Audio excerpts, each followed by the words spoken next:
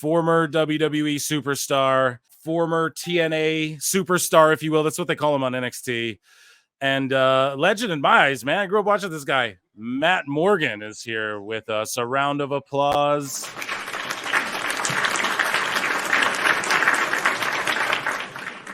What's happening, Matt? What's up? Can you hear me okay?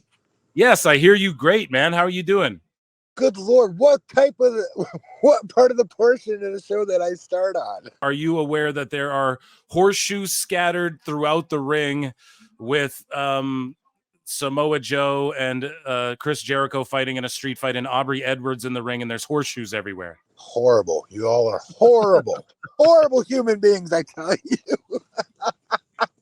Oh, my goodness. Real quick, not to sound like a complete tool here, but huge fan of your show. Love how you cover stuff. And people think you're not like honest or equal with AEW. That's bullshit. You are. You try to keep it straight while at the same time clowning the things that deserve to be clowned. And that's why I'm here. Man, I just appreciate you so much coming from you. It's like, dude, I was watching you and big booting the shit out of my little brother when I was younger. So it's yeah, man, it's just a pleasure to have you here, and I'm a fan of you. So it's mutual, and yeah, I'm sure the listeners are definitely excited. You've been going at Meltzer as well as much as I have lately. It's not like a gimmick, right? Like, it's something I find I show when he's right about things as well, but I get a kick out of it. We were texting, and you were explaining to me, like, Meltzer affects people's careers. Could you just sort of like reiterate that, or sort of, because it's so important, and I can't speak from that perspective. I never laced up the boots and went and did the damn thing. You've been at the peak. You've been in there with the best. Like, tell the listeners about that, So on one hand, right, I'm not saying this to kiss ass, I'm saying because it's the truth. Historically speaking, he's very good when wrestlers pass away of giving them their just due and their flowers, what they meant to the business. The families get a big thrill from that, obviously. I know I do as a wrestling fan when I read them.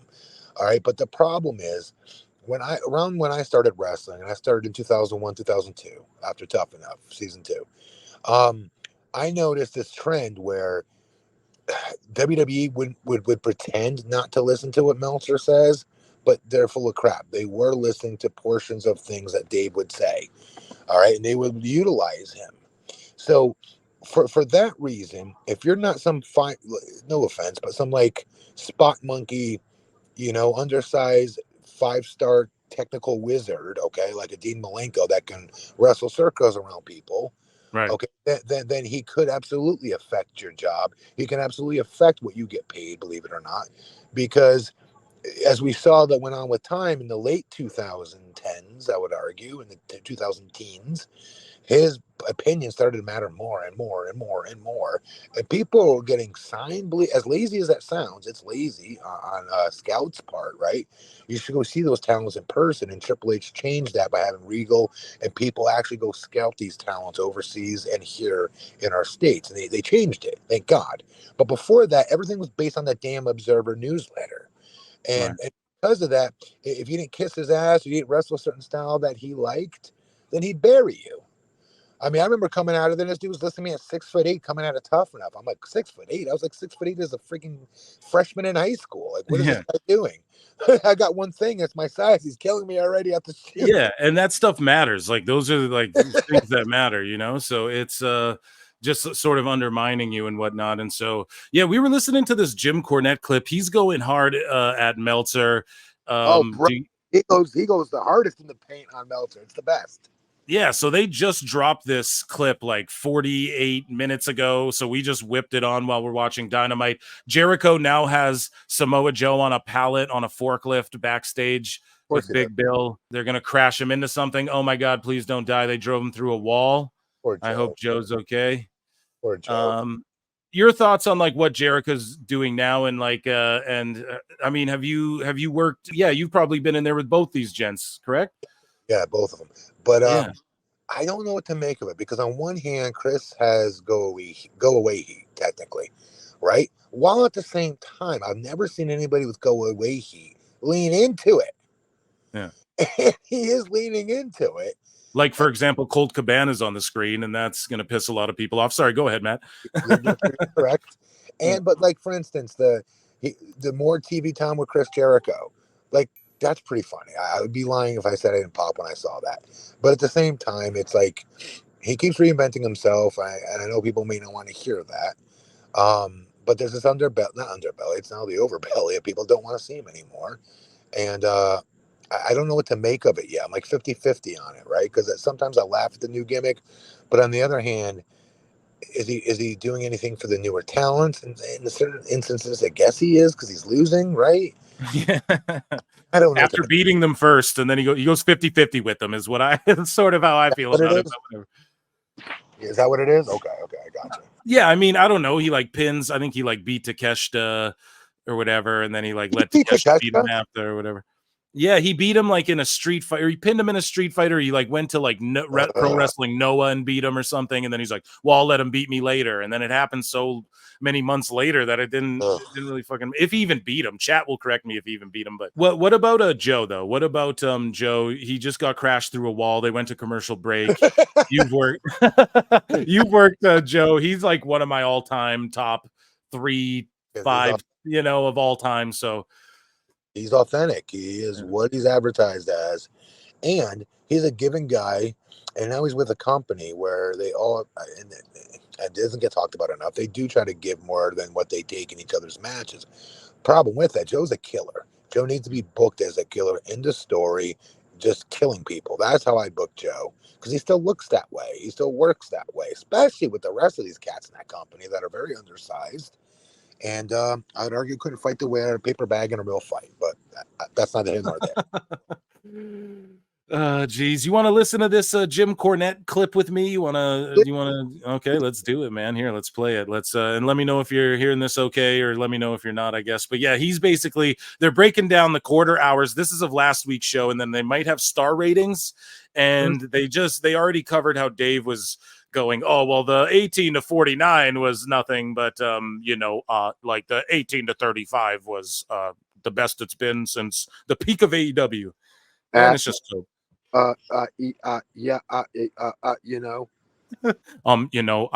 Tony Khan. Here, let's listen to what Jim's got to say. This is awesome. I'm EFAPing a video with Matt Morgan. I never thought that would ever happen. So this is amazing, guys. Let's go. PWT. Let's continue. 8:45 to 8:30 to 8:45. Excuse me. Yes, that's what it would be. That's what it would be. The in-ring with Briscoe, the Elite, and the Acclaimed, plus a Tony Storm and Mariah May interview. 715,000 viewers. This segment was also the peak in 18 to 34. So, Matt, are you into the Tony, Mariah May, Mina stuff? Like, we put it over all the time on this podcast. I'm sure you listen in and how do you like it? It's grabbing ratings. People want to watch Mina and Tony in that, Okay. Is it being the world's tallest short person, though, is my question. Because the rest of the ratings are in the shitter. So if the ratings are in the shitter, let's say they're at what was it, 700 something thousand, and they do 700, let's pretend they did 780,000. Does that, like, you see what I'm saying? Like, Tony Storm should be doing better, in my opinion, even better than this. Because her gimmick, I love her gimmick. I love her character.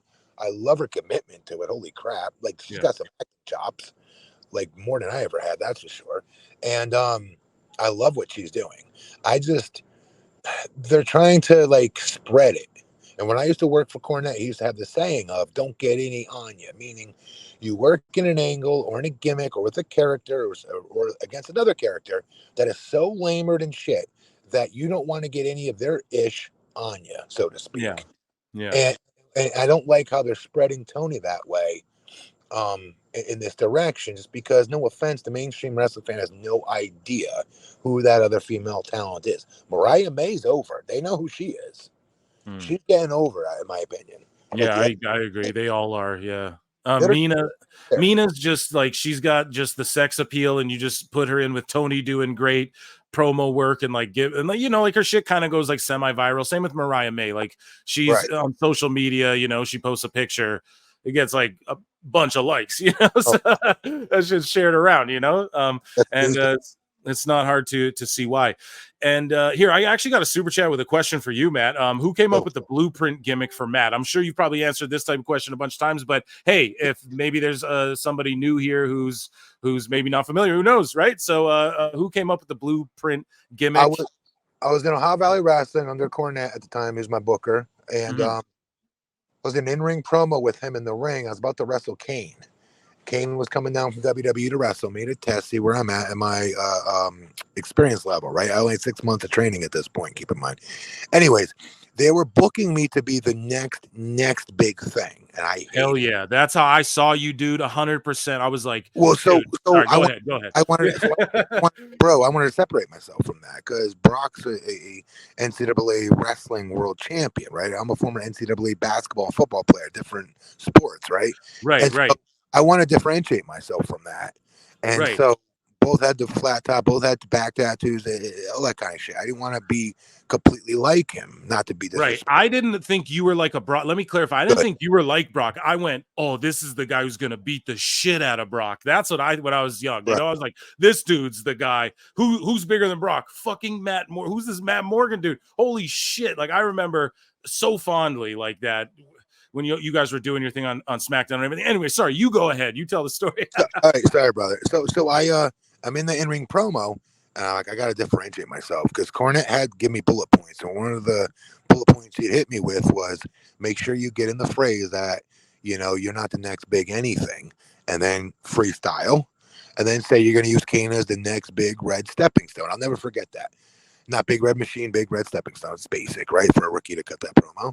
And so when I said I'm not the next big anything, I went into it. I just started like freestyling. I go, I'm not the next big anything. I'm the first. I'm the first walking, talking, running, jumping, athletic, breathing, athletic, thinking man's giant this sport's ever had. Hell, if Jesus Christ can make the blueprint of the perfect giant, son, you're looking at him. I am Vince McMahon's wet dream come true. And I just totally healed it up like I was asked to do, and then finished my business with naming the date and time I'll be wrestling Kane. And it just stuck. And then I went backstage, and Kenny Bolin goes, "You need to call yourself the Blueprint." That was awesome. Yeah, amazing, dude. That's crazy. You just came out, you just spit it out, and then it works. It does work, dude. And just that promo, everything. God, that's money. And I guess what was it like working with Jim? I mean, you could probably talk about that all day, but just like, yeah, I love it. Yeah, you loved it. Good. Yeah, because there's a lot of people. There's some people who I'd say a minority of people. He's too tough. He's a hard ass or whatever. But I don't know, man. He bred, I don't know, guys like you, man. There's just a whole class of people that came from OVW. I'll tell you this. I get called up to SmackDown. I get put on Team Lesnar, the biggest team in Survivor Series history, which was stupid from day one. Mm-hmm. And Jimmy didn't watch SmackDown or Raw. He just booked OVW, and that's all he was concerned himself with. And when I got pulled up, and I was his number one face at the time, they switched me face before I finished. Anyways, long story short, he goes, why the fuck would they put you up on television and immediately put you in the ring with the one guy in the whole company that's taller than you with Big Show? It makes no sense at all. And he's right. Yeah. And I'll never forget this. In the locker room, guys used to make fun of Jimmy in 2002, 2003 and say, "Oh, wow, Morgan, you must be excited to be up here now and get rid of that 1970s style wrestling that Cornette had you do." And I'd be like, no, dude, I owe my career to this guy. And I'm sitting there looking at other OVW talents that were called up that were laughing and cackling. I'm like, you ingrate motherfuckers. That guy built your career, gave you your start. You ingrate motherfuckers. You turncoats. And I got heat for it, but I didn't care. I whip all their asses in a fight. So let's go. I was so angry at them though, because I watched Jimmy go to bat for these guys, get them developmental contracts. And quite frankly, they were vanilla could get with some cases.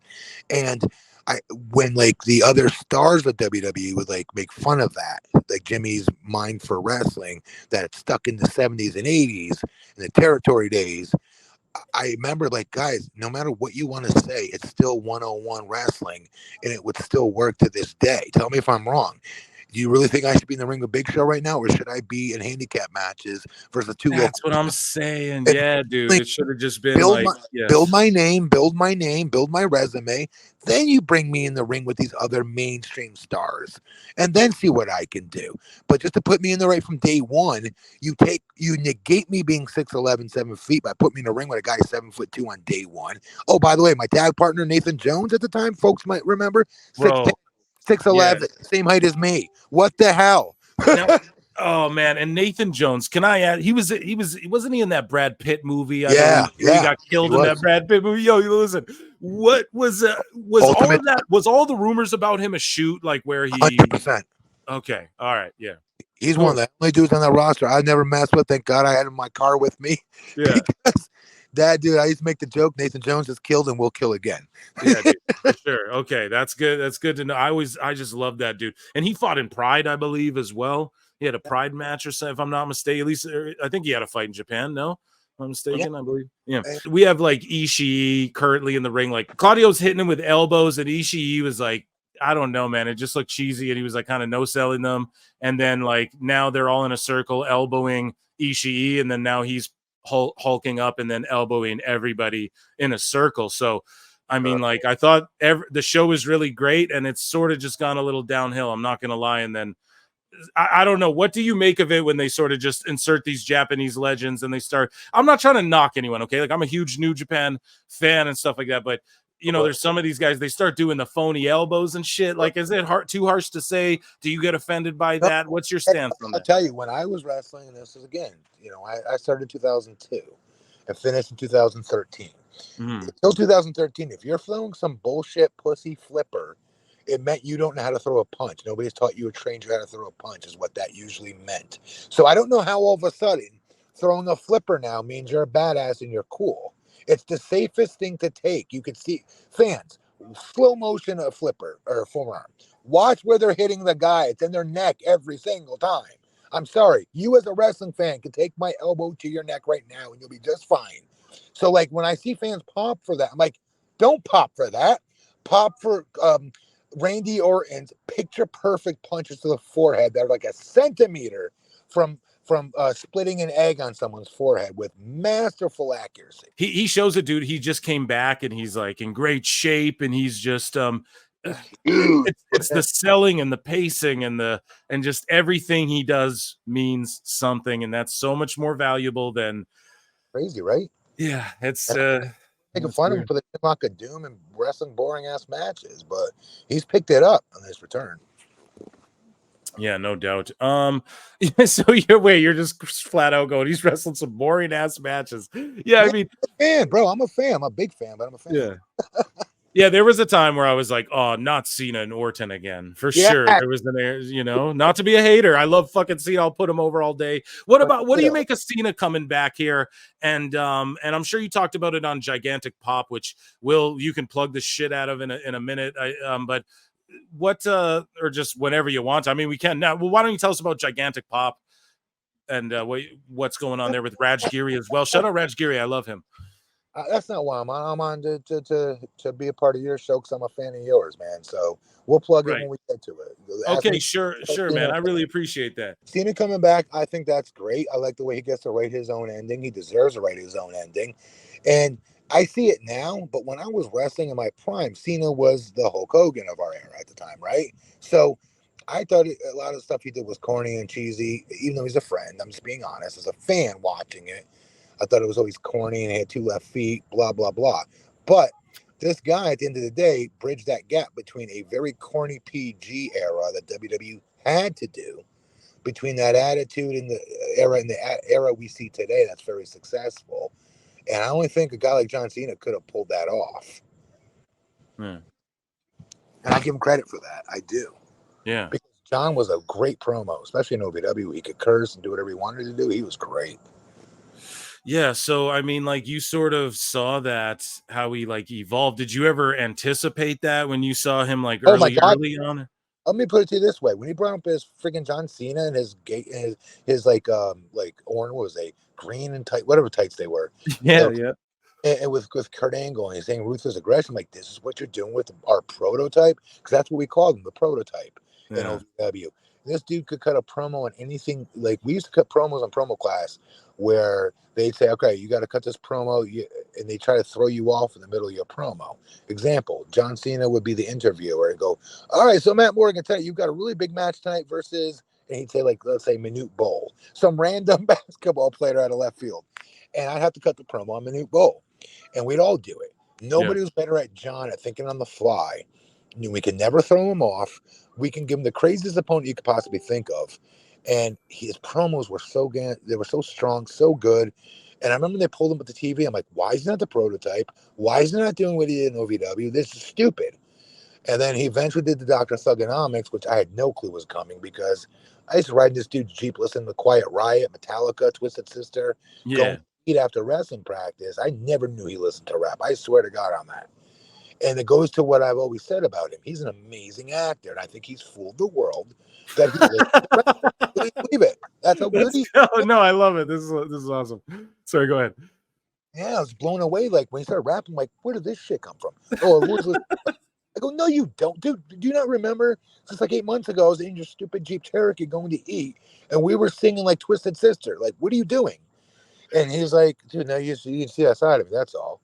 And I'm like, that's not true. He's such a good actor that I you think believe that. That's amazing. I've never heard that perspective on it. That's awesome. Bro, I think you can throw anything at John Cena, and he can make it look as legitimate as possible, and it looks natural because he's such a great actor. Yeah. I've always thought that. When I saw Rocket Hollywood, I'm like, this dude, I remember thinking John would be a bigger. I know it sounds crazy now in retrospect. Yeah. And But like, I'm not like a hater either, but on the music side of it, so like the listeners know, like, I have a Grammy award winning songwriter. I understand that aspect of the biz a little bit. Like, on the show quite frequently, my friend Marty, he won 2 Grammys last year, whatever. He's a songwriter, right? So I'm in the know on this, okay? And it's also just public credited. You can look it up. But yeah, like, people were writing Cena's rhymes. Like a guy like named Esoteric or something wrote like Cena's rhymes on some of the so not to be a hater at all or anything, but it's like on, because like all musicians, all the big talents, maybe not Taylor Swift, but every big artist you see, people writing their shit. But yeah, so even like name them, Eminem, there's people writing his shit, everybody. So I don't like knock him for that. But yeah, if you're saying, yo, he just fooled the world with this gimmick, he was able to act because he's a tremendous actor, obviously. You know what I mean? Look at Hollywood. I really do believe that, brother. I swear, because again, we're singing "We're Not Gonna Take It" and "Enter Sandman" and oh my God, Rat, Round and Round. Those are like our favorite music back then. And all of a sudden, he's rapping 6 months later. He had on backwards. It's a Jeep thing you wouldn't understand on the front of his windshield. That's not a dude that's rapping. Come on. Oh man, that's good shit.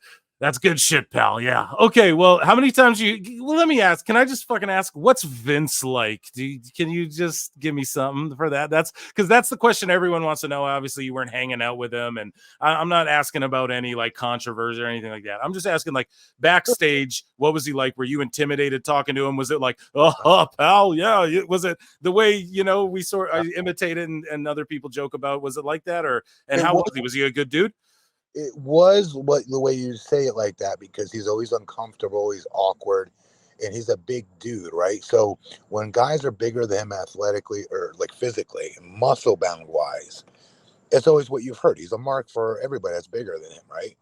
But he's always socially a little bit awkward and always tries to intimidate you at first by dissing you or walking by you in the hall out saying hi, that kind of thing.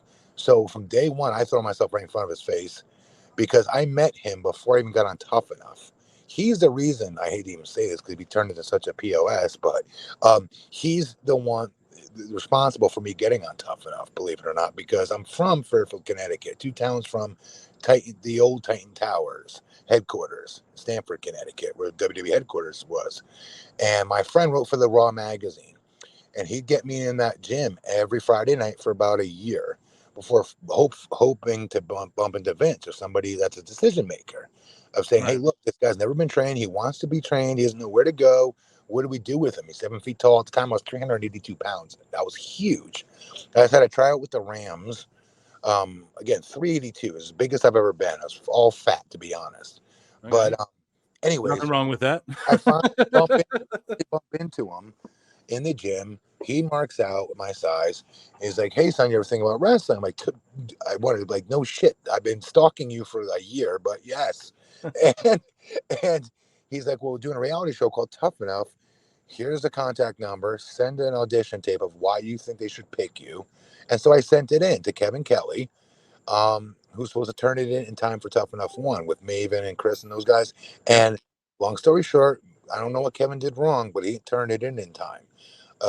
2 months, whenever Tough Enough season 1 was done, I get a call from MTV saying, "Hey, we just got your audition tape for MTV Tough Enough season 2. We're picking you to be on this show, etc. Come on out to Las Vegas and try out." And my moral of the story is Vince, I thought, was very, very cool. And once I started working there, everybody has an open door policy with him. The problem was everybody's always intimidated of him to utilize it. And so, like, when I look back and I read autobiographies, I always hear about Shawn Michaels going in there and yelling at him and things like that. I'm like, yeah, he's Shawn Michaels. He's Mr. WrestleMania. He's a main eventer. But at the end of the day, he's 5'0" 100 and nothing. Vince is a body guy.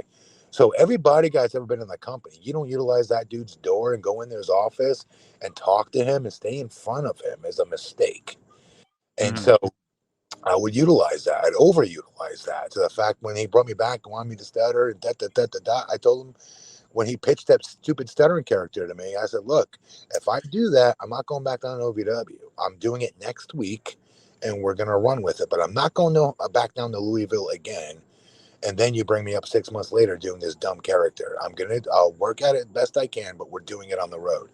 And he was like, "Okay, I like the confidence," and then brought me on the road immediately. And then when I got released, even his whole thing was, we need to get you off television. People forget about your stuttering character, and we'll bring you back in 6 months when enough time's gone by. And I remember telling him, like, "Sir, that's not enough time. They're gonna remember I'm the guy that was stuttering. Like, that's gonna be hard to erase." He goes, "I tell them what to think." Yeah, I tell them what to think, pal. Yeah. And they're going to love HLA. It's going to get over. Trust me. Bro, I Sorry, go ahead. Bro, he said that. No exaggeration or hyperbole. And I'm like, okay. And so I went to New Japan, and then I got very angry that, like, hold up, why these guys put this character on me to begin with? That made no sense. I have a communications degree, public speaking, like, promos were my strength. I got everything out. So I got very angry about that. After a while, I got very salty. I'm like, I'm going to shove it up his ass. And I'm like, if he's not going to be the blueprint character there, I'll go to TNA and do it there. And that's how I ended up going to TNA. And Cornette was played a huge role in helping me get hired there and then on television. We'll sidetrack for a second. Mercedes Moné, she was in the ring. She was doing her 2 title celebration. Britt Baker interrupts her. She gets a decent pop in Calgary, I guess. And they sort of did the double turn. It's not a double turn, but I try and put it over that way. But either way, Mercedes is the heel. And I try to make sense of this stuff as best I can. And yeah, go. You're just thoughts on Mercedes and Britt, and yeah. Okay, I do like this. I'm sorry. And at first, I hated Monet coming in because I still do, because let's be clear, guys. Everyone wants to try to rationalize this. Don't rationalize it. It's easy to see. Tony effed up and tried to book her as a babyface, and she does not know how to be a babyface. She's cocky. She's arrogant. She's over the top. She brags about making money. Who's going to cheer that on? Nobody. And then does this lame ass dance with it to boot. So, like, every time she has nothing to say, she does this weird dance. I don't know how to explain it. I just know when Britt Baker came back, I was excited because I'm like, Britt's gonna put her in her place.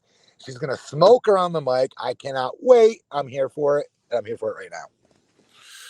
No doubt. Well, let's delve into my favorite place called Phil Mark's Bookmarks. How about that? I want you to react to some, or actually, no. First, I got a question, just because I got you here, so I might as well. You go to TNA, and what's the difference, like, creatively there? You don't have a Vince going, "Oh yeah," I tell them what they. So, just your time there, like, how was that different? And just yeah, I guess, were you more in charge of, like, your creative direction and those sorts of things? Not with who I'd wrestle, obviously, right? That's always up to the writers. But what I would say, definitely, definitely from day one.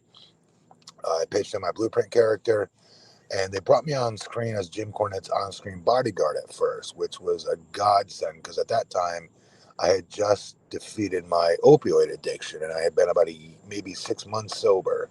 So that I got about a year's worth of TV every single week as Jim Cornette's bodyguard on screen, right? Where Jimmy would, storyline wise, leave the show, and I would take over as the booker and just book everything into an absolute shit show on purpose and do terrible things. And Jim would come back and yell at me. It was great. It was funny TV, but I'm suit and tie the whole time. So one of the things I learned real quick was I can't rely on my physique anymore. I can't rely on my size anymore. I got to rely on my verbal skills and be able to cut promos. All right. That was huge because I had a whole year worth of doing that before finally suit came off. I'm now an active wrestler. I got a chance to headline 7 pay-per-views for that company before I was done.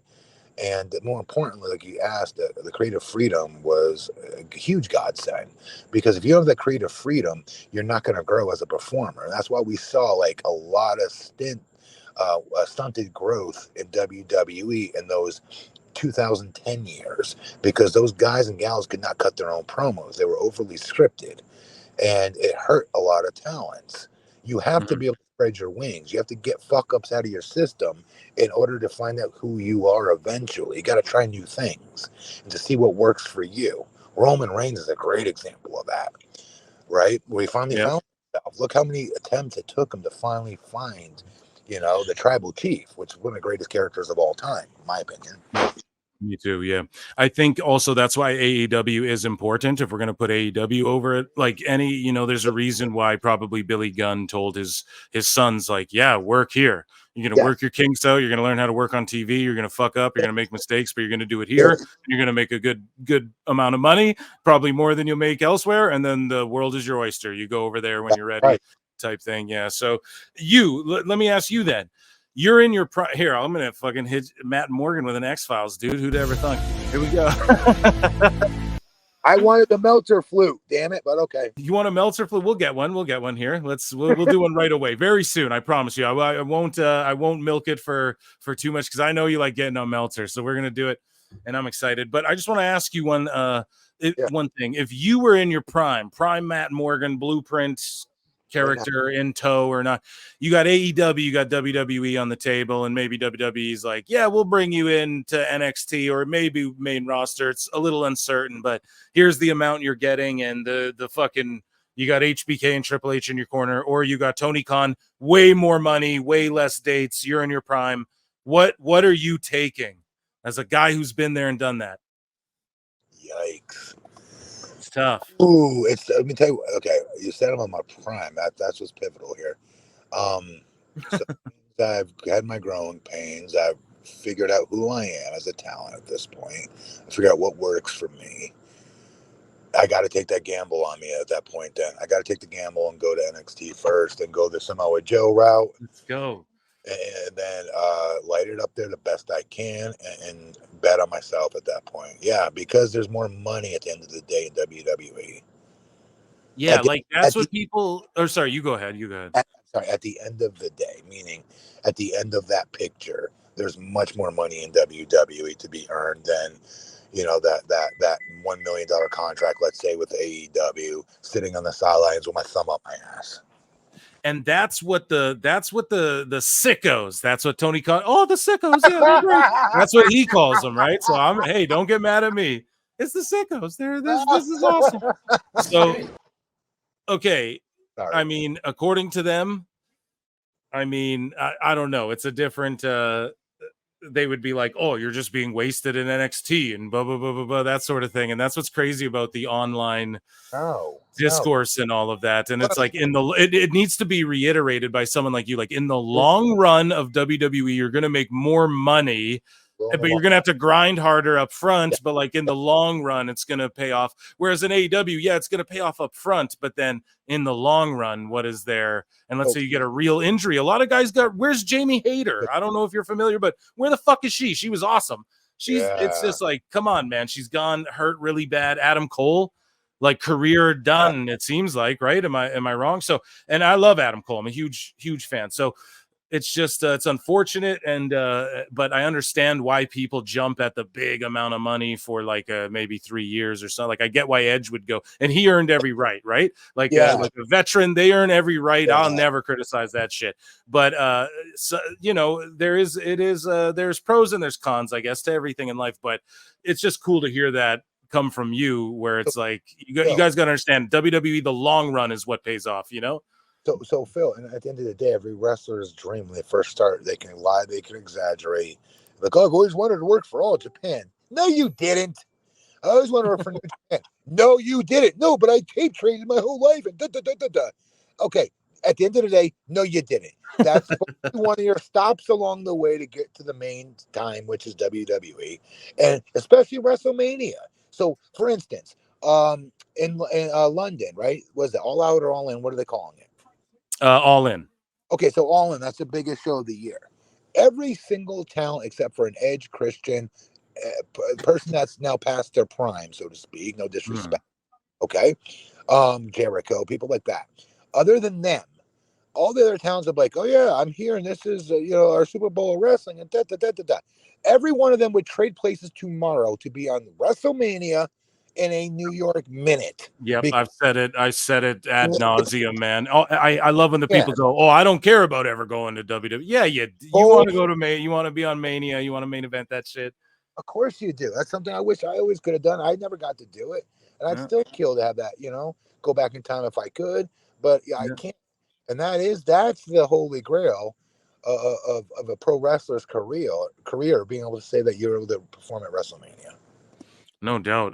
We got a question here from Greg Campbell for $5. Conan, we'll give him a Conan. Matt, how did TNA's inconsistent booking, like with your start-stop storylines and not capitalizing on talents like the Young Bucks, affect its growth? Now, a lot of people might go, "Oh, the Young Bucks," but no, dude, they were hot for a while. It was they were. Shit, pal. Yeah, you go ahead though. He's 100% right. That's a great call, actually. So he's right. So, like, I'll tell you when it happened. It happened when Hogan and Eric Bischoff came in. A lot of people give Vince Russo a lot of heat. Vince would get me to just to the precipice of the promised land. Meaning, I had this angle versus the Main Event Mafia. Folks may or may not remember Main Event Mafia. Kurt Angle, Sting, Booker T, Kevin Nash, Scott Steiner, all former world heavyweight champions in the same clique. And my storyline for the whole calendar year, laid out in advance, was I had to go through every single one of them individually on various pay-per-views until I met Kurt Angle at our WrestleMania called Bound for Glory. And if I beat Kurt Angle, all right, I'm now in the Main Event Mafia, and now I, go for the world title. Vince gets me all the way there. I beat everybody Main Event Mafia. Then he has me lose to Kurt Angle on the finish of the storyline. And Kurt all day is going, Vince, this makes no sense. Why would we not have Matt win? Yeah. Bro, you're wrestling AJ Styles next month for the world title, bro. Oh, bro, that's not wrestling, bro. And so Kurt goes, okay, I get that, but this is our Super Bowl. This is our WrestleMania, right? Yeah. Okay, so this is supposed to be our conclusion for our calendar year. It makes no sense to get him there. He beat everybody in this group, in this Main Event Mafia group. They all did the jobs to him with the goal that it was going to come to me, and I do the favors. No, you're both going to get over, bro. You're both going to get over. Morgan's still going to get over with him losing. Trust me, bro. And you need to be strong because you're wrestling AJ for the title next month. He goes, again, next month is a throwaway pay-per-view, Vince. It's not our Super Bowl of wrestling. Yeah. And he fought his heart out for me. I'll always love Kurt for that. But that's the shit I'm talking about that would happen. But still, with that said, Hogan and Bischoff then came in after that. And that's what this viewer is talking about, the start and stop shit. They put me in a tag team with Joey Ryan out of left field that made no sense at all. And then Hogan would walk into TV, go into the creative meeting, even though he's not part of creative, keep that in mind, and go, why is the biggest guy on our roster in a random throwaway tag team match? This makes no sense. And then I mysteriously be booked to wrestle for the world championship and a build going to the next pay-per-view versus a Jeff Hardy somehow. So that's what he means by the start and stop booking, because once Eric and Hogan came in, we had a lot of marks in that company that would just bend over and just do whatever the hell they told them to do. And Sometimes it helped me. I know a lot of people don't like Hulk Hogan, but Hulk Hogan was a big advocate for me. Thank God, somebody there That's was. awesome. At least Yeah, somebody. dude. No, the Hulk rules over here, brother. I'll always say it, He like was, but the rest of them were all like, starting to transition into that. Oh my God, you see those great spots by Austin Aries and and that's where the business started transitioning. And Austin's a good friend of mine. He's a hard worker, but Austin will be the first one to tell you, like, he would never take me off my feet in a match. He would work his ass off, yeah. eventually chop me down and tell the story psychology wise of getting me off my feet. Whereas today, dude, they're taking these Brian Cage guys and Lance Hoyt, guys like that off their feet immediately, and the big guys are not working the way they look. Yes, I will not argue that for 1 second. I think it's almost like a lost art, dude, in this era. Like, what's going on with Satnam Singh? No one's like pulled him aside and got it. They're not hating on him at all, man. It's the environment he's in, but god With damn, he's got respect to to that get it poor together. guy, respect to that poor guy, I don't think he'll walk and chew gum at the same time. So I think because of that, that's an issue. He's like Kali. He's having to face that same uncoordination issue, right? I Yeah. was a guy with a freaking 42-inch vertical leap that could windmill 360 slam dunk a basketball. I could do it off the top rope. I could do a shooting star. I'd never be able to do it. Cornette threatened to fire me the first time he saw me do a shooting star press on a crash pad at an OVW arena in practice. He goes, God damn it! If I ever see you do that again, son, you're gonna be fired. Nobody's paying you to be a 7'1" Rey Mysterio Jr. God damn it! And like ran out of the Yes. building, slammed the door, and I was terrified. I'm like, oh great, Oh I my pissed god. off this guy I like idolized as a kid. This sucks. Man, I have weird, obscure questions though. Like, can I ask you what feels better to hit, the ropes or the wires? You know what I mean? What's Ooh, that's a great question, actually. yeah.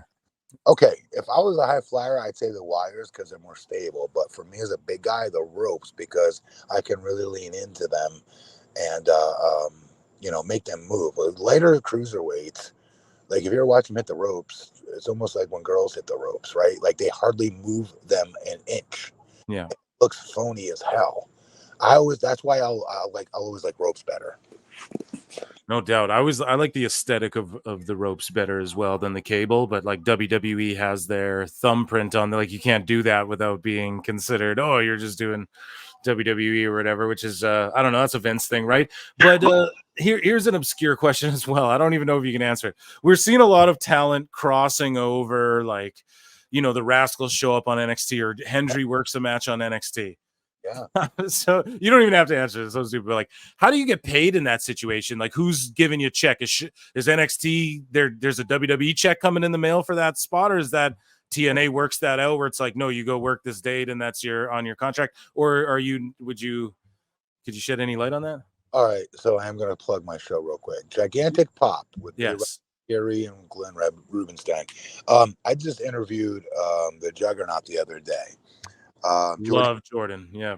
Me too, man. She's a stud. And I should have asked her that question. And God dang it, I should have asked her that. And I should have said, like, how do you guys get paid for this? Because you just got the biggest pop of the night out of any NXT star. Yeah. They pay you accordingly, or is it part of your guarantee with TNA? I wonder. Because I'm so curious.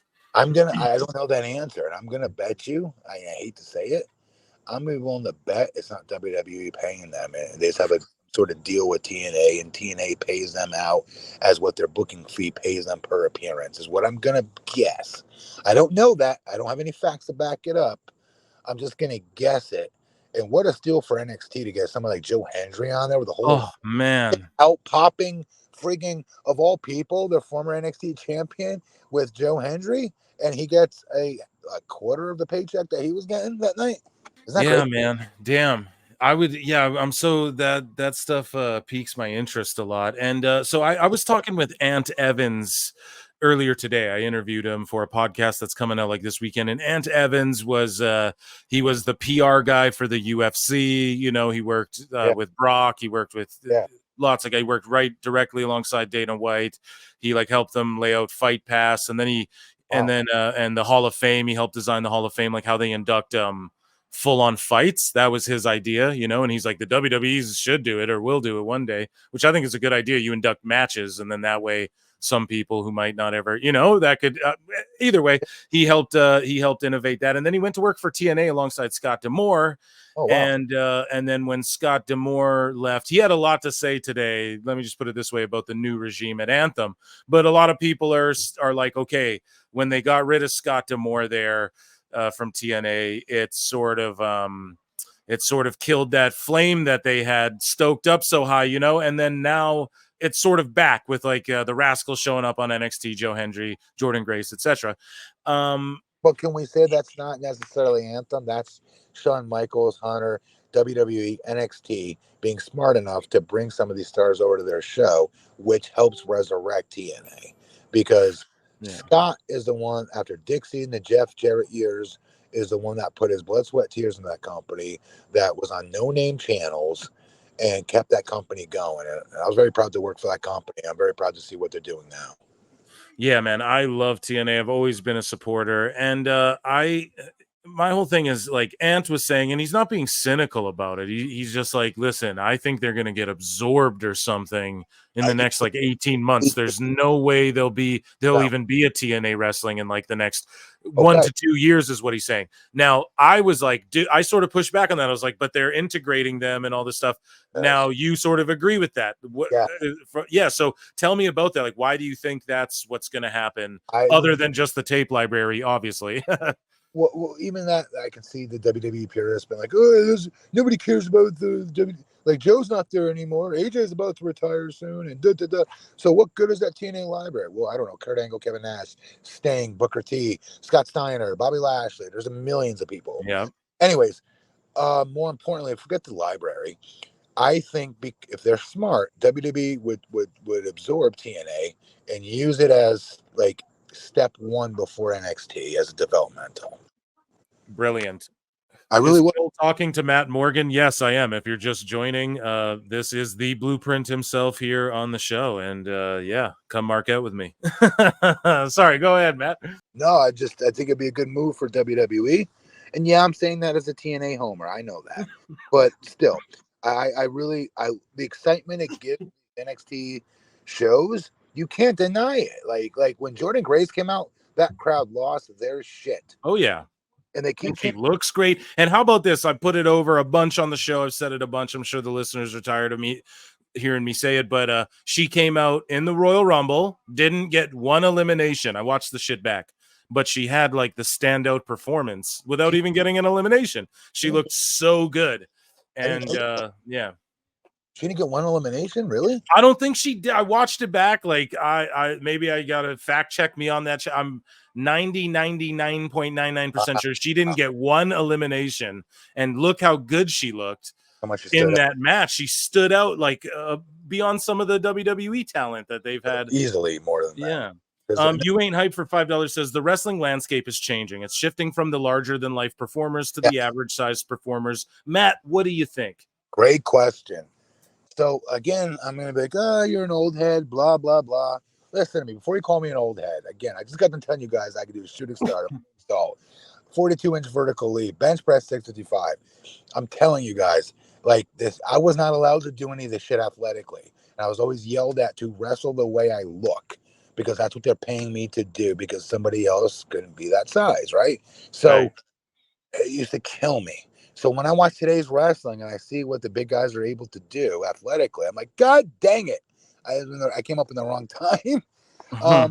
But at the same time, I still subscribe to the theory of when somebody's walking down the aisle to the ring, I need to know, has this guy been in a fight in real life or not? I just have to have that feeling that this person has been at least in a scuffle, a pull apart even, something that lets me know this person's tough.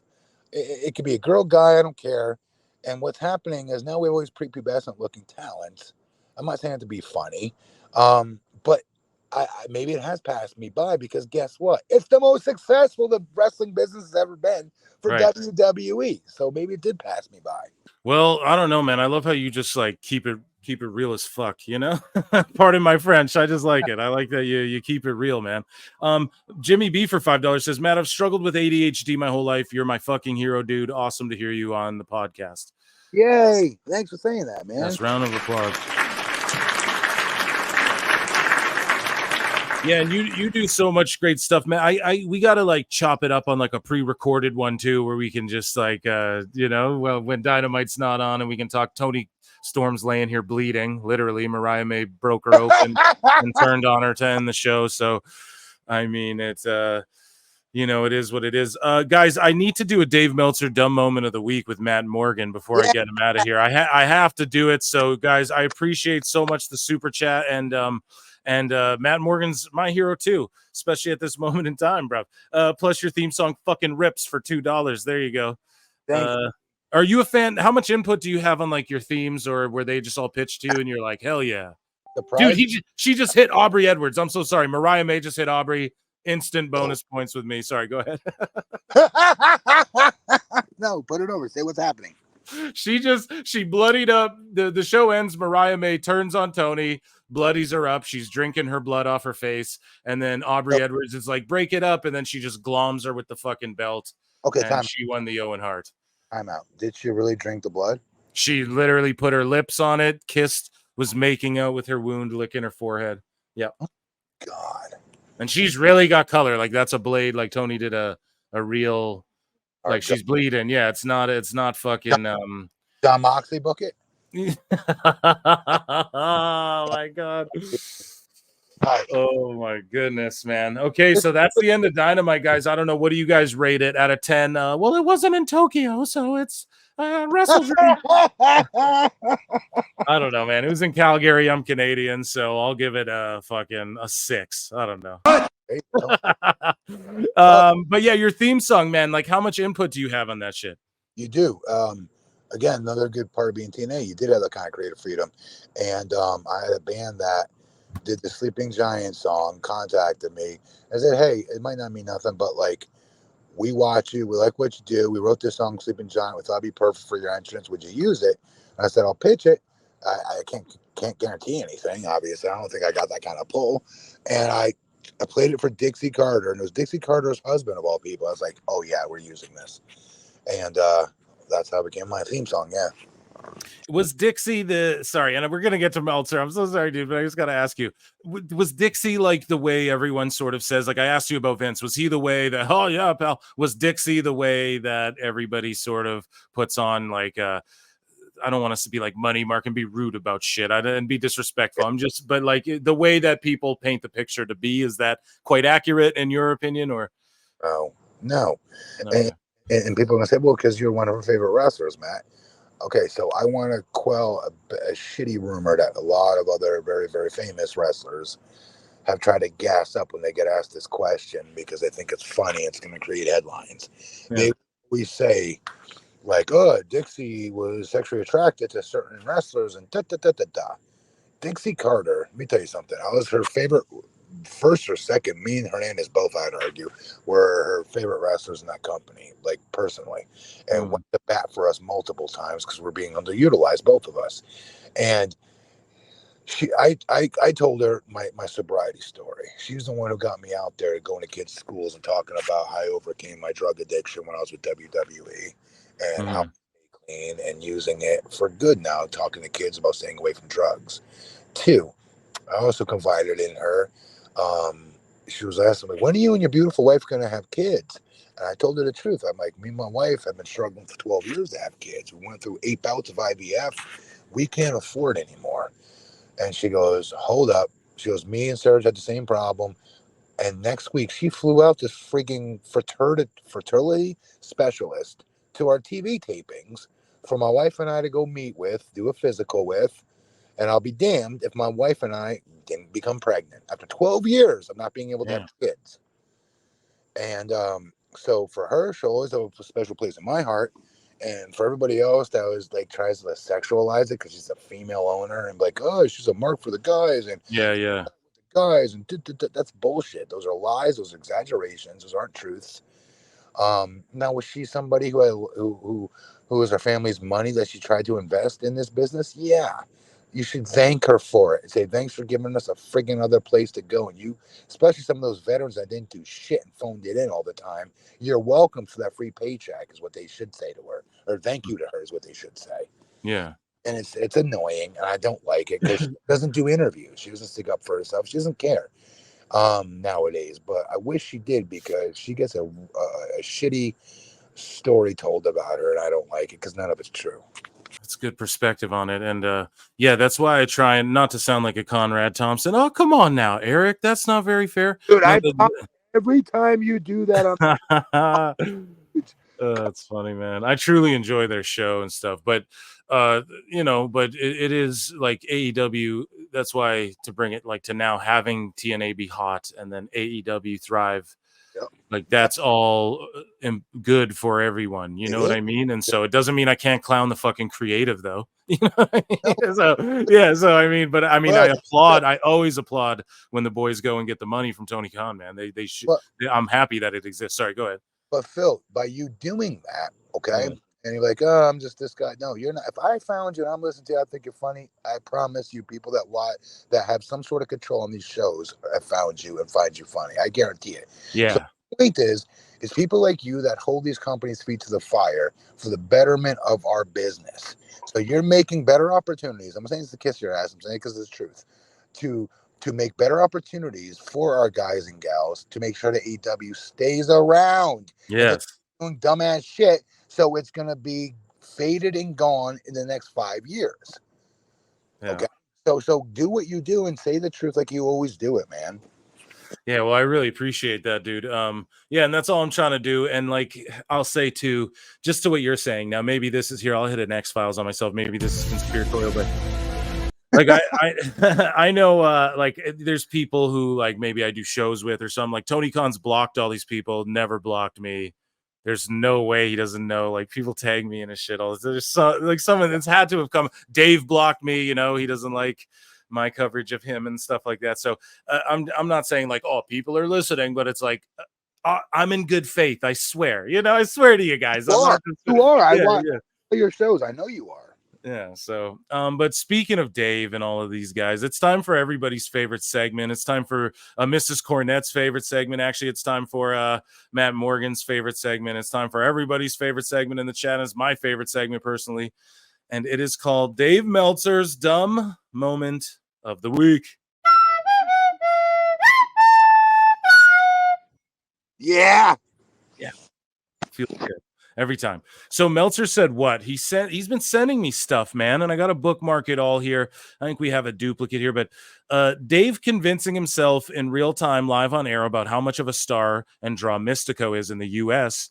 Has been hilarious. And it's like, it's like he's like a modern whatever, really like a top guy. So I don't know. Here's a clip of Dave just stumbling about Mystico. Now, I am a fan of Mystico, but the thing is this is just objectively false. And I mean, he's doing this. Obviously, this was July 1st, so we're a bit behind. I was on vacation, but hey, he's doing this to get over the whole like the luchadors coming over, the CMLLs and that coming over, and because also Wrestle Dream apparently this pay-per-view, that's the big it's like all these different promotions. They're promoting it like AEW, ROH, CMLL, Stardom, New Japan, all crossover in one Wrestle Dream sort of thing. So Dave's going to be on this initiative to just be like, no, Mystico's the biggest. He spiked in the key demo or whatever the fuck he's going to say. Here we go. Let me play this. It's a minute long. Actually, I thought the match was excellent. And, the crowd was...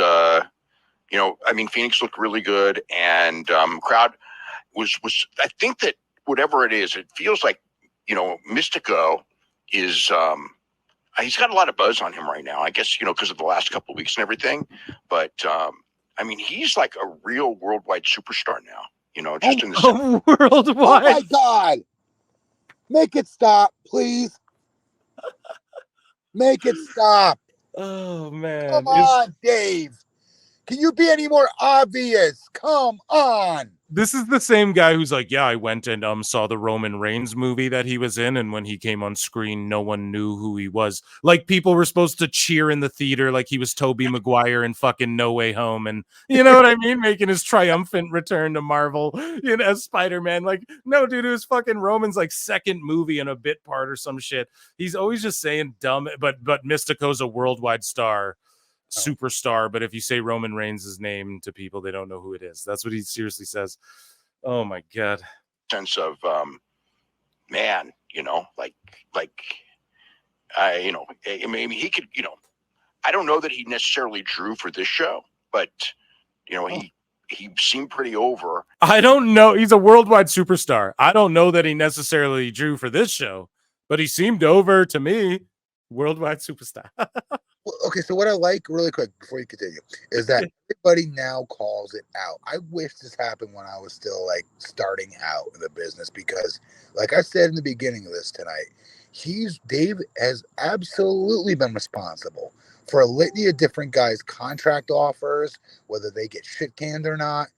And this is at the time when WWE would act like there's no such thing as the internet. Okay, but they did listen. When they were the only game in town, they did listen. And so it's disgusting that he would do all these things. And now, finally, he's having his day in court of being crowned by giving 5-star matches to people over Kurt Angle versus Shawn Michaels, Undertaker, Shawn Michaels, etc. Yeah, dude, you know why too? It's because I grew up on this shit. I've been watching this old fool for too long. You know what I mean? Yes. I've got age on him. That's the one thing I've got on Meltzer here. He does got connects with the TV ratings and the ticket sales and all that sort of shit. And yeah, but it's just so funny how he has to just cope with this. He's a worldwide superstar, but for this particular show, he's I don't know how he really drew though. It's just such which is the most important metric on if somebody is over, by the way, but I'll digress. I guess being a draw is not important. And just essentially everybody wants to work with the guy now because it's just easy. Stop. What? This clown. Do you hear this? Everybody wants to work with him now. There's a lot of buzz around him right now. See what I mean? So now he's getting mystical paydays is what he's doing. See what I mean, folks? Yes.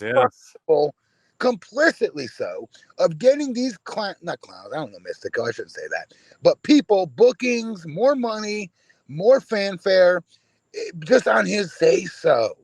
This is ridiculous. Go ahead. Sorry. And it's like some people might go, well, that's a good thing though. Like he's hooking someone that he likes up, etc., etc. But ultimately, though, the bigger picture is that it's a detriment because Tony Khan is directly influenced by Meltzer. We know this. He calls him on the phone. He fucking talks about it. And so this will influence this product that we all want to be and thought was going to be something bigger and better than it is. Yes.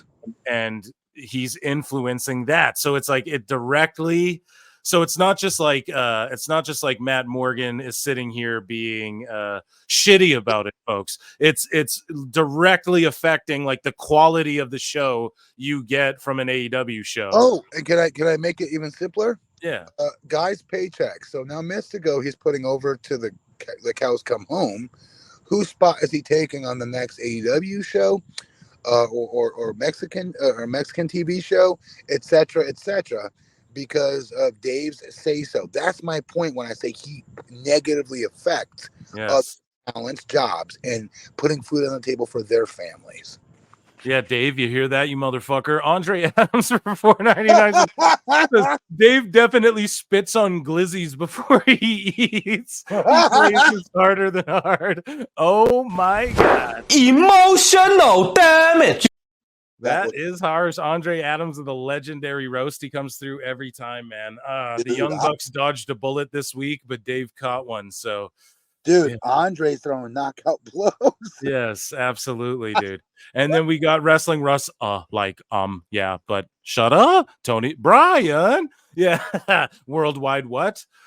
Worldwide superstar, dude. That's what he said. And like, no knock on Mystico, but like they tried him, and it didn't. So it is what it is, man. I don't know. Thank you so much for that. And then Everett Todd says half of AEW hasn't wrestled the other half yet. That's the other fucking problem. So can I bring this up too? Like Mercedes Moné comes in. And like everyone knows before she shows up in AEW, all the, well, I'll call them marks. I'm Phil Marks. They all are online going fucking Mercedes versus Hayter, Mercedes versus Saraya, Mercedes versus Sheeta, Mercedes versus Baker, Mercedes versus like all these AEW people. And even though a lot of them still did come from WWE, but they were in AEW for a while. Yeah. And then she comes in and she's fucking wins 2 titles and then wrestles Vac Ware and has like a rematch from her New Japan storyline or whatever. And that's the biggest problem too, is that even though you can go, oh, it's dream matches in AEW, at the same time, a lot of these guys haven't really like wrestled or done programs that we've wanted to see wrestle properly and have fucking proper programs with either. And it's just like, it's so underwhelming all the time. I feel like, yeah, we got moments like Omega Danielson, but it would have been so much sweeter if they just like spent all that more time building towards it. It would have meant more and everything. And that's the half of AEW, like you have trios who are just being thrown together instead of like establishing a trios division. And it feels like people like don't even wrestle who should be wrestling. And I think that's some of the creative freedom. But I think it's more than that in AEW. It's not creative freedom. It's like people will just turn shit down. That's how I feel in AEW, whereas maybe in TNA, people were working towards the greater good. Maybe in AEW, people were at the beginning, but now it's a little, people see the writing on the wall for what it is. I don't know. I'm not trying to speculate, but there's a lot of matches being left on the table and stories to be told that aren't being told. Phil, I'll speculate. It's completely night and day different from what that was supposed to be. AEW is TNA with a better TV deal. Okay, yes, but here's the difference. AEW, when it first started, and what Phil was just saying and counting on right now, was that when AEW first started, we all were banned behind it. Like, oh, yes, this is anti-WWE. This is anti-Vince. Fuck you, Vince. You're behind the times. This is where wrestling's going. This is great. I love it. We all loved it. And then they took advantage of our good faith in trusting them. And now it's not like that. The talents are not banding together for thinking they're doing something revolutionary. It's not what they're doing. Now they're banding together to see who can get the biggest paycheck, who can rip Tony off the most. God bless him for doing it. God bless him for doing it. But at the same time, whereas TNA are making 1/100th of those kind of paychecks, and they're doing it and trying to lift that company up the best they can on a no-name network and doing the best they could. I will argue, I'm not saying as a homer, but if you watch TNA, their storylines are better, put out, written out in advance than the AEW storylines are. AEW books for 5-star matches, and that's all they book their shows for. Random guy versus one of their main guys. Some rando from some foreign country nobody gives a flying fuck about versus our hometown AEW person. As we saw Forbidden Door in that Moxley match that nobody gave a shit about. And by the way, there was a New Japan heavyweight title switch in that match. Guess what? Nobody still gave a shit. I know, it's so sad, and I love Naito too. We got a $10 super chat, Derek Hance. There's much more to Dave in AEW than him just being a cuck. Wow, tough talk. Dave is invested on a higher level with Tony. That or they're scissoring bag closed doors. It's one of the two. My word. Go, Derek. Go, Derek. Damn, I don't know. You what? I don't know if, but yeah, man, Tony Khan, he loves his guys, and maybe they are scissoring. I don't know. Is Meltzer a cuck? I heard some story about like some shoved banana in a face or something like that, and I didn't know what that was referring to, even though I followed Meltzer for so long. And I gotta look into that. So I don't know if there's any cuckery afoot. Thank you, Derek Hans, for the super chat. I appreciate that. And I don't know, man. I think Tony's got like a really beautiful girlfriend as well. But I will say this, because the second point is probably accurate. Dave is invested on a higher level with Tony. Yeah. I agree with that. I think most people are. And he does himself no services by passing all these matches with 4 3/4 stars. Where, again, I will argue Kurt Angle had to fight claw and scratch. I don't even think to get 4 3/4. I think 4.5 was the best. Kurt Angle, who can wrestle circles around all of these cats. Yeah. Come Kurt's on. one of the goats. It's insane, man. It's absolutely insane. Thanks for the super chat. Okay, so Dave finishes up on Mystico here, and then Meltzer said what? He's pieced some more little pieces of this puzzle together that are for surely going to make us pop here. You know, it's like he's like a modern whatever, you know, like a really, you know, like a legit top guy. He's a modern, legit top guy, Mystico. Wait, hang on. So the main show. Yeah. Why couldn't find the words to who the modern day blank he was supposed to be? What was that about? Yeah, what are you going to say? Roman Reigns? Exactly. Like, I don't get it. And so here's some DMs. I don't know. We're diving into some spicy territory. I still can't get over Dave convincing himself Mystico was a draw. Oh, yeah. And they have made tickets $5 too. But anyways, but wait till they get to. So the tickets were $5. Oh, my God. Because he's in the Observer Hall of Fame. That's why. So Dave just completely stooging. I put him in the Hall of Fame. So, yeah, he's a big top guy draw. So Dave Meltzer talks about the WrestleMania 40 documentary that I didn't get a chance. I'm reviewing it on I'm going to watch it on my Patreon. Okay, so I'm going to watch it on my Patreon where like I won't get DMCA striked for showing everything. You know what I mean? In a little box on the side or whatever. WWE strict about all that. But Dave Meltzer feels that the long-awaited WWE WrestleMania 40 documentary didn't reveal anything new. Dave said there was no new information. It was very much like a very carefully put together WWE documentary in a sense that everybody's happy, everybody's smart, nobody ever made any mistakes. We all knew what was going to happen, but we didn't know for sure. And when it did happen, and when it happened, we pivoted and all was good. There were so many different things that were going on behind the scenes, and essentially they told none of them.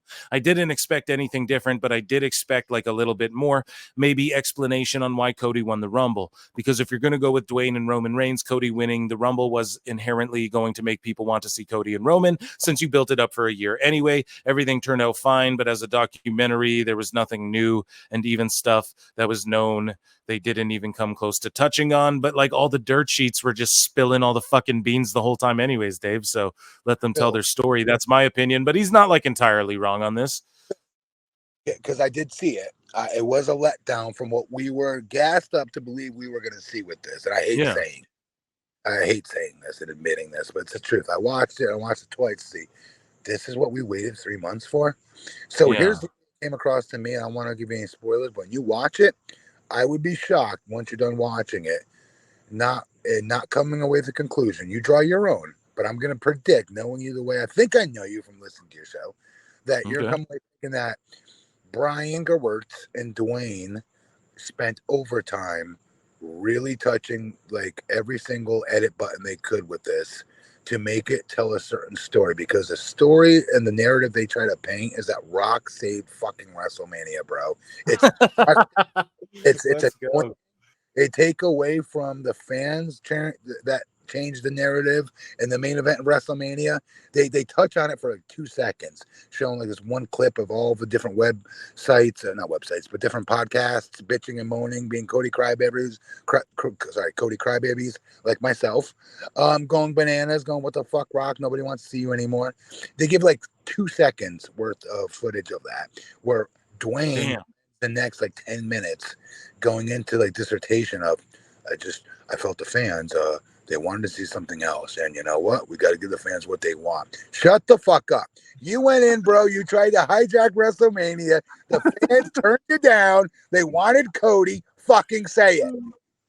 No, but they just got to, they got to WWE it up a bit. And they did. I was disappointed. And I hate saying it because Dave is never right. But, you know, a broken clock's twice, you know.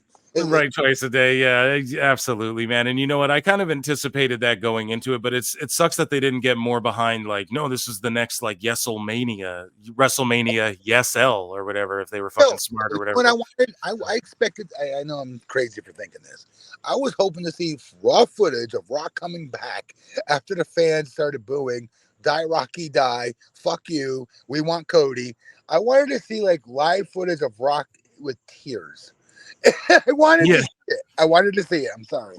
I'd pay good money to see that, sir. Dynamite Dave still just assumed the WrestleMania XL Behind the Curtain documentary was 2 hours long. After watching 40 minutes of it and then deciding he had better things to do with his time, there was no piece of WWE information you can trust from him anymore. And we've covered it ad nauseum, man. Dave fucking skims through WWE. Now, I'm not saying you got to watch every nook and cranny of a show. I get it. You might fast forward some shit. But then you can't sit there and say, I'm the observer. And Dave said it. We pulled the quote up. He said it.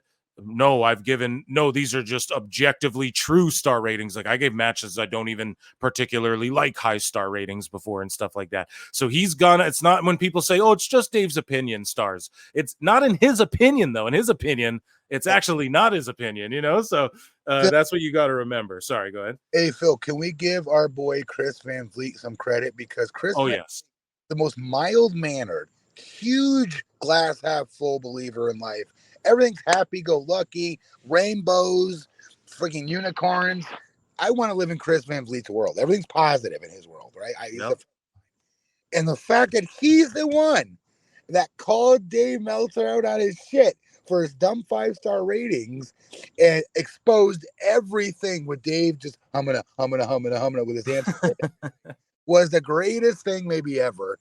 And it really showed a lot of light onto his excuses of how he declares something a 5-star, 6-star, 7-star match. And now everybody clowns it. Thank God that people nowadays realize this is one guy's opinion of a match. It's not set in stone. And it's not responsible for people's paychecks, because that's what I used to get so fired up about the most back in the day when I was an active wrestler. And I know what you're going to say. Well, Matt, you weren't Dave's cup of tea. I shouldn't have to be his fucking cup of tea. Yeah, and especially if he's objective, especially if he's the objective observer, right? And no, even stuff I don't like, I put over. Exactly. You should not have to be. It should just be what objectively is true, you know? So yes, sir. But yeah, so here's Dave I don't know, just he fast forwards through the shows and then he fucking rates the matches and he doesn't even actually watch it. He didn't even watch the full documentary. Here's his take. And we got a lot to get into here today on this American Independence Day. I just got finished watching that WrestleMania. You told me it was 2 hours. How long was it? It was an hour. Okay. Oh, and then below Meltzer said what says like, here's Dynamite Dave claiming WWE's WrestleMania Behind the Curtain doc that aired Wednesday at 7 on YouTube was getting the jump on Dynamite and confidently claimed the doc was 2 hours long to go head to head with AEW. So instead of like a retraction or anything, this is all they do. These two fucking goobers right here. WrestleMania. You told me it was 2 hours. How long was it? It was an hour. Okay. You didn't even watch it. What are you talking about, Dave? Didn't even watch the shit. He's I watched 40 minutes of the 2 hours and it actually was only an hour, but it was a fucking idiot. Anybody that watches that podcast, I go off on Alvarez all the time. Dave, yes. Dave even more. But I got to give Alvarez his flowers. He lately has been attempting at least to ask logical questions. And Dave just doesn't even realize he's getting clowned by some of Brian's questions. It's hilarious. Imagine if somebody really pressed Dave like you or I. Or like Giga Chad Van Vliet, by the way. Yeah, I call him Giga Chad. Anytime I put fucking Van Vliet in a thumbnail, I put the Giga Chad next to it because that guy is just amazing. But yeah, here's Dave just bumble fucking his way through some shit he didn't watch. But he's I actually I watched probably about 40 minutes of it. And I just thought that it was time to be spent better doing something else. I was expecting it to be much better than it was. I mean, it was a well put together documentary, but I mean, if you are a subscriber to this website, which you better be if you're listening to this, I don't think there was any new information whatsoever in there. It's not even new information.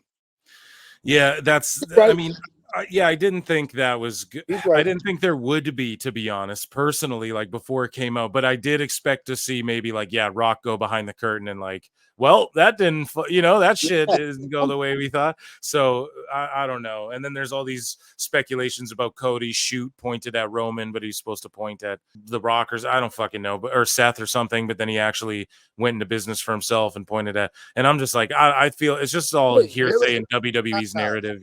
Time out. Is that a rumor? There's I've seen that online where people are saying, Cody actually went into business for himself and he pointed at Roman when they, Good for and him. that's why Roman looked actually confused when Bro, he was. that's true. Good on you, Cody Rhodes. Yeah, for real. Wow. And he's a guy who'll take control of his own destiny, man. We fucking know that. You know what I mean? He'll pull his bootstraps up and go, nah, this ain't working for me, brother. Not that way, but not in that way at all. But he'll pull his bootstraps up and get to work and go, you know what I mean? I'm gonna leave WWE and I got this list, and then he accomplished the list and he starts AEW and go, no, this ain't what I thought it was gonna be. He goes back. He'll bet on himself. So if he went into business for himself there, yeah, good on him for that. But I just think that's rumors personally. If I had to bet on it, I wish that was the truth. I wish it was. Yeah. But yeah, they continue along with this. It was like, no, that's my point. There was no new information whatsoever. There was no new information, but there was even like, I mean, it was very much like a very carefully put together WWE documentary in the sense. Yeah, well, we read the quote, Dave. We know what he's saying. So, yeah, we read it before here. I don't want to hear him babbling. So here's, so this is what he claimed before, saying like confidently it's 2 hours or whatever. So here's just proof. We're just fact checking. Got a preview for Behind the Curtain, which comes out on Wednesday. Isn't that interesting? And that was what I was thinking of. Head to head was the Behind the Curtain. Oh yeah, head to head on YouTube, Dave. They're on fucking TV. This such a freaking mark. God, dude, it's YouTube. They put it on. They got the jump by putting it on an hour earlier. That time is. But how long is the thing? 2 hours. Oh, is it 2 hours? Okay. Yeah, I think so. I think it's 2 hours. I'm not sure. I'm not positive. But yeah. Okay, well, I guess he did say I'm not positive. He's like, yeah, I no, think it's 2 hours. No. Don't let him get out of it. Okay. Okay. That's what he says to everything. Mystico, we just heard 2 seconds ago, was a main event star, bona fide draw. Wait a minute, he hasn't actually drawn anything. I'm not sure he's a full star yet. But people are buzzing about him. Like, no, he negates everything opinion he gives just to cover his own ass. Dave right now, Biden. Yes, but at least he has the wherewithal to talk out of both sides of his mouth. Yeah. He does. He covers his ass. It's true, man. Jump. Wednesday night. You think that was a coincidence? Yeah, unlikely. Yeah. Seth came out for. You think it's a coincidence? Well, it's like the only day they don't air WWE shit, dude. Were they supposed to do it on Thursday? Like, I don't really get it. And then they ended the documentary 1 hour before, or no, right as Dynamite started, the documentary ended, actually. So everything he was worried about, and it's always conspiracy theories with Dave and them. Okay, the last one I got for you, Matt Morgan, right here, and you could probably talk about this a bit because it's a creative decision here. Dave Meltzer has called WWE's decision to change Olympic gold medalist Tamyra Mensah-Stock's name to Tyra May Steele completely ridiculous, but does understand why the company did it. I don't think they should have changed her name. I agree it's completely ridiculous, but I do know where they're coming from. The wrestling fans do not know Tamyra Mensah-Stock. They don't. Would I have changed her name? Absolutely not. She's an Olympic gold medalist. But I mean, Chad Gable isn't his real name. Tavion Heights isn't his real name. And they were in the Olympics, both of them. So what are your thoughts on, like, WWE switching names around? In my opinion, she's probably down with it. And then this way, they don't get a cut of all of her fucking like endorsements and shit outside of WWE. Would that be me speculating? Is that too weird, or is that too outside the box? That's my opinion on it. What do you think? So respectfully, these are Olympians that did not do what Kurt Angle went out and did, right? Be on the front cover of the Wheaties box. Went out and upset a Russian wrestler that had never been beaten ever, and captured America's hearts. With a broken freaking neck. The broken freaking neck. I'm not saying that because I'm a Kurt guy either, but we all saw when it happened. It's different. It's just different. Not all Olympians are created equal, depending on what sport they're participating in, right? So, like, these are not household names. It's exaggerative to say they are. Neither of those 3 talents they just said, including Chad, were household names. So if you're WWE, rightfully so, I want to own the rights to these names because I'm putting all the money into them right now. And if they go somewhere else, they can't use that name. Like, if I'm running a business, that's how I'd run a business. That's the difference between All Friends Wrestling and running a business. Oh my gosh. How did your name work with WWE then? Like, was it like a headache? What, did they make it a problem for you? Did you have to fight to keep it? Did they try to change it? Nope. So because I started in Tough Enough, you know what I mean? Tough Enough season 2 as Matt Morgan, right? So they couldn't bring me in as the Masked Marauder all of a sudden because I was on MTV, which had higher ratings than the WWE product did at the time. Our Tough Enough show did higher ratings. Yeah, I love those shows. So because of that, it'd be dumb for them not to capitalize on using the Tough Enough talent's real names.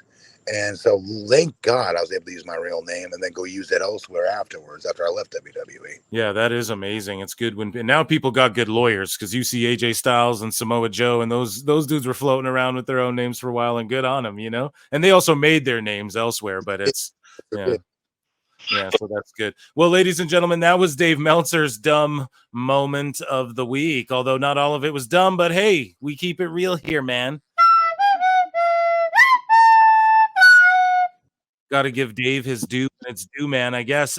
Matt Morgan, can you tell the good folks about Gigantic Pop and what you all got going on in your world, and anything you might want to plug? And yeah, before I thank you so much for coming on.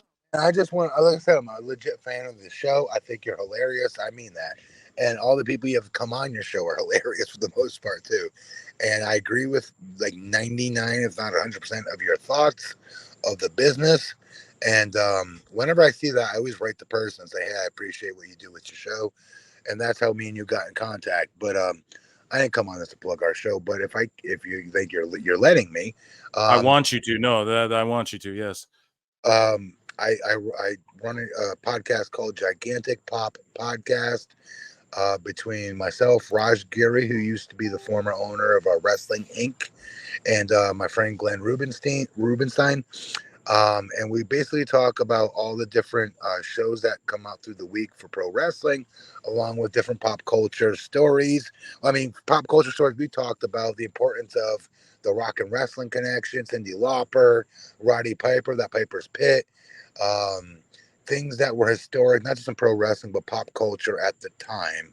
And we cover different movies that are like Rambo, Rocky, but we mainly cover pro wrestling as our main gist of what we do, especially nowadays, because I love talking about pop culture issues, but at the same time, I love talking about wrestling, especially nowadays, because of how hot it is right now and how exciting it is to be a fan right now. Because it is. It's very exciting to be a fan right now. It is, man. It's the best ever. Meltzer's 20 years past the key demo. Yeah, man. It's a glorious time. Thank you so much for that. I appreciate it so much. And yeah, dude, it's just a glorious time. Wrestling's white hot. And Matt, I got to get you to come on the pod, like just the pre-recorded one sometime. If I could steal your time, just appreciate you even coming and hanging out with me. And yeah, shout out Raj and everything you guys are doing over there. I love Raj on Twitter. He's a great follow, and I've covered things he's done as well on this show, or like, you know, funny tweets that trigger people. I love when people get triggered, if you don't know. And yeah, I just where can people follow you too? At BP? Yeah, Matt Morgan at BP Matt Morgan on Twitter. BP Matt Morgan, yeah. On Twitter and Instagram and on Facebook, just Matt Morgan. But yeah, keep doing what you're doing, man, because Thank you. Work in the community. Thank you, man. I appreciate that so much.